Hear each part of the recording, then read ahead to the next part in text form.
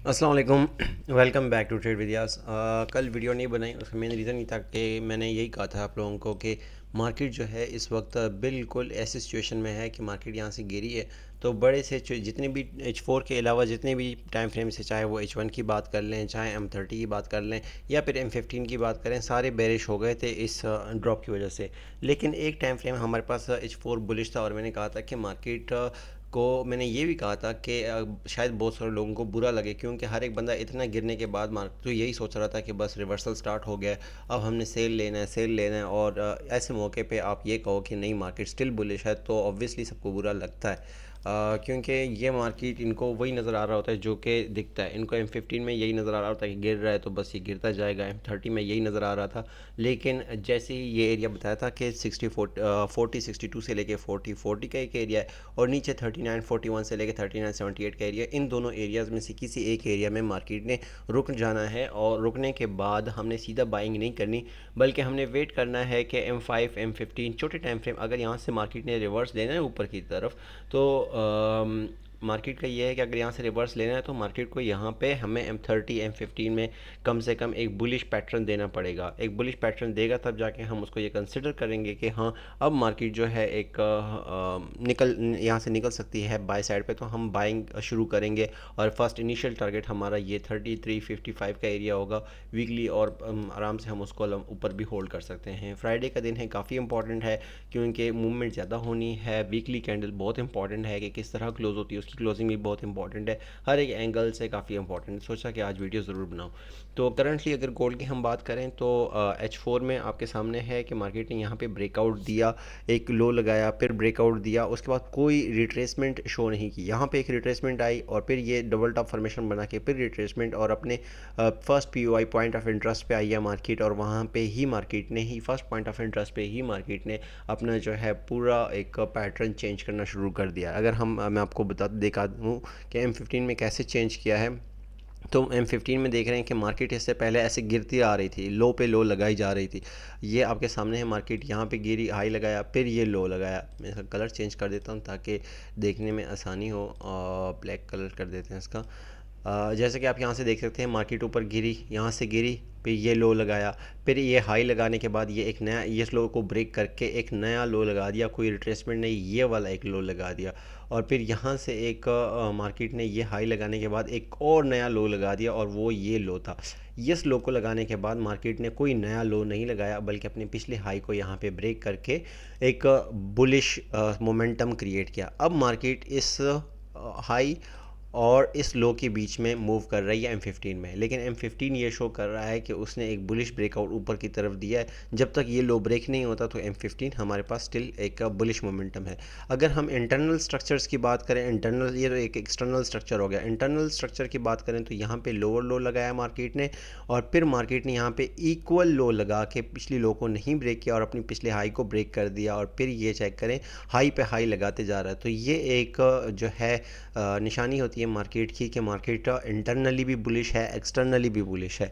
अब एक्सटर्नली ज़्यादा कन्फर्मेशन हमें तब होगी जब इंटरनली तो मार्केट देखें हायर हाई लगा रहा है, एक्सटर्नली मार्केट ने एक हाई लगाया हुआ है। अब अगर मार्केट इसको ब्रेक करती है, ये बहुत इंपॉर्टेंट एरिया है, इसको ब्रेक करती है, तो हम इसमें यहाँ से ज़बरदस्त किस्म की एक अच्छी किस्म की बाय ले सकते हैं। 33 41 60 का एरिया है, क्योंकि यहाँ पे मार्केट ने एक्सटर्नल हाई लगाया है, और अभी इंटरनल हाई और एक्सटर्नल हाई दोनों मैच कर रहे हैं एक जगह पे। जब ये हाई ब्रेक हो जाएगा तो एक आपको अप साइड की तरफ एक अच्छी अच्छी मूवमेंट देखने को मिलेगी। अगर M15 में इस एरिया की ये इंपॉर्टेंस है। अगर हम M15 की बात, M30 की बात करें, M30 में भी हमारे पास यही एरिया निकल के आ रहा है। 33 61 का एरिया, 61 का एरिया जब ब्रेक हो जाएगा, ये एरिया हमारे से ना सिर्फ M15 में बल्कि M30 में भी हमारे पास ये एरिया है। और अगर हम M30 के सपोर्ट की बात करें तो हमारे पास M30 में सपोर्ट जो है वो एक ये तगड़ा सपोर्ट है। सपोर्ट जो है ऑलमोस्ट 200 पिप्स का सपोर्ट है, 4100 से लेके 40 80 का एक एरिया है। जब तक इसको ब्रेक नहीं करता तब तक मैक्सिमम चांसेस है कि मार्केट यहाँ से ही ऊपर साइड पे निकल जाएगी। एक्सपेक्टेशन ये है कि यहाँ पे आती है तो आप यहाँ से अपनी बाय एक्टिव कर सकते हैं, और यहाँ इन एरियाज़ में भी प्रॉफिट निकाल सकते हैं। बल्कि यह ज़्यादा कन्फर्मेशन मज़े की तब होगी जब इस हाई को ब्रेक कर देगा, 31 61 को ब्रेक करे, उसके बाद रीटेस्ट करे, और हम फिर एक लंबी बाय ले सकते हैं। ये एक पैटर्न होगा M30 में। तो M30 में भी आपको सपोर्ट बता दिया। अभी फ़िलहाल ओवरऑल मैं आपको एक पॉइंट की चीज़ बताता हूँ कि H1 में हम किन एरिया से देख सकते हैं, क्योंकि H1 बहुत इंपॉर्टेंट है। वीकली फ्राइडे है, वीक इंपॉर्टेंस इसलिए है क्योंकि फ्राइडे और फ्राइडे का जो होता है मूवमेंट ज़्यादा एक्सपेक्टेड होती है कि ज़्यादा मूवमेंट दे सकती है मार्केट। अगर हम इस M30 के जो सपोर्ट है उसको H1 के साथ अलाइन करने की कोशिश करें तो एग्जैक्टली H1 में भी हमें वही सपोर्ट मिल रहा है जो M30 में मिल रहा है, लेकिन उसमें थोड़ा सा ऊपर करके मिल रहा है। एक बार बता दूं कि मार्केट की मूवमेंट जो है बहुत ज़्यादा हो गई है। अगर आप M5 की कैंडल देखें, एक एक कैंडल देखें, तो एक कैंडल में फॉर एग्जांपल करंटली जो कैंडल चल रही है, कोई भी कैंडल यहाँ से ये कैंडल देख लें तो ये 3127 से शुरू हुई है और 36 तक गई है। सिर्फ इस एक कैंडल ने 100 पिप्स आलमोस्ट कवर किए हैं। इस कैंडल को देखें, किसी भी आलमोस्ट कैंडल को, हर दूसरी तीसरी कैंडल जो है वो अपने आप में 100 पिप्स की मूव दे रही है, अप साइड पे डाउन साइड पे 100 पिप्स की मूव दे रही है।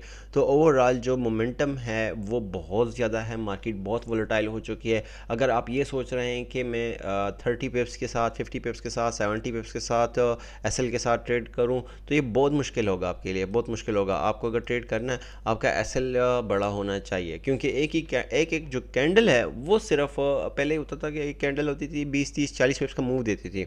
अब एक कैंडल अगर 100 150 200 पिप्स की एक कैंडल मूव दे रही है तो ऑब्वियसली आपका कैंडल के नीचे का एसएल होगा। फॉर एग्जांपल हम इस एरिया से बाय करते हैं, इस एरिया से 4118 से बाय करते हैं और इसके नीचे का एसएल लेते हैं, तो ये एक छोटी सी रेड कैंडल जो आपको नज़र आ रही है, ये रेड कैंडल वो ये छोटी सी रेड कैंडल भी 100 पिप्स की है, तो 18 से नीचे का एसएल 150 160 पिप्स का आपका एसएल हो गया।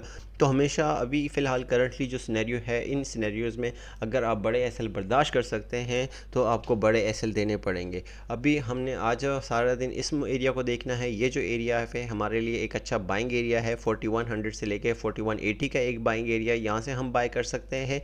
अगर हमें मार्केट मिलती है तो हम यहाँ से ही बाय करेंगे और अप साइड के टारगेट निकाल लेंगे। अगर मार्केट इनकेस नीचे नहीं आती है, अब यहाँ से ही ऊपर चली जाती है, तो फिर 4161 को ब्रेक करने के बाद रीटेस्ट करने पे आए तो फिर बाय करेंगे। लेकिन एक बात याद रखें कि जितना ये तगड़ा रेजिस्टेंस है तो मैक्सिमम ये चांसेस भी हैं, ये भी अभी से बता दूं कि ये चांसेस भी हैं कि मार्केट इसको ब्रेक करने साथ ही शायद इसको रीटेस्ट करने भी ना आए। तो ये भी हो सकता है कि आप अगर इसके ऊपर क्लोजिंग आ जाए 4161 के ऊपर, कोई H1 की M30 की कैंडल क्लोज हो जाए, दो कैंडल क्लोज हो जाए, तो आप आराम से बाई की तरफ बैठ सकते हैं। चाहे मार्केट यहाँ पे हो, आपको आराम से फर्स्ट टारगेट जो है मार्केट का, मेरे हिसाब से जो इनिशियल टारगेट हमें देना चाहिए वो 4266 का जो एरिया है, ये एरिया 4266 नहीं बल्कि 4253 का जो एरिया ये देना चाहिए। और उसके बाद सेकंड टारगेट ये जो हैं 4183 और 85 के एरियाज जो हैं, इन टारगेट्स की तरफ जाना चाहिए। ओवरऑल ये तो हमारे पास बाइंग एरिया हो गए। अगर हम बात करें कि हमारे पास नीचे H4 के टाइम फ्रेम पे कौन से मैं इनको M30 में ऑनली कर देता हूँ। अगर हम बात करें कि H4 के लेवल पे मार्केट फॉर एग्जांपल इन यहाँ दोनों एरिया से हमें ट्रेड नहीं देती और सीधा ही नीचे ड्रॉप कर जाती है, तो फिर हमें इन एरियाज़ में देखना पड़ेगा। और इस एरिया में अब ये ऐसा मौका है कि जहाँ पे हम सीधा ही बाय एक्टिव कर सकते हैं। अब हमें वेट नहीं करना पे, क्योंकि यहाँ पे एक बाय पैटर्न बन गया, तो मार्केट लिक्विडिटी लेने इन केस अगर आती है 3941 से लेकर 3978 का एरिया, तो इस एरिया से आप एक अच्छी बाय पकड़ सकते हैं। तो ओवरऑल मैंने क्या बताया, 3 बाइंग एरिया आप लोगों को बता दिए। फर्स्ट बाइंग एरिया आपके पास ये है कि 4161 को ब्रेक करे और फिर रीटेस्ट करे ए बाय। सेकंड ये कि हो सकता है कि मार्केट इसको ब्रेक करते ही सीधा निकल जाए ऊपर, रीटेस्ट करने भी ना आए। और तीसरी बात ये कि मार्केट ये है कि इनकेस नीचे आती है तो 4105 से लेके 4183 हमारे पास एक अच्छा बाइंग एरिया है, वहाँ से हम बाय करें। तो ये 3 आपके पास हो गए।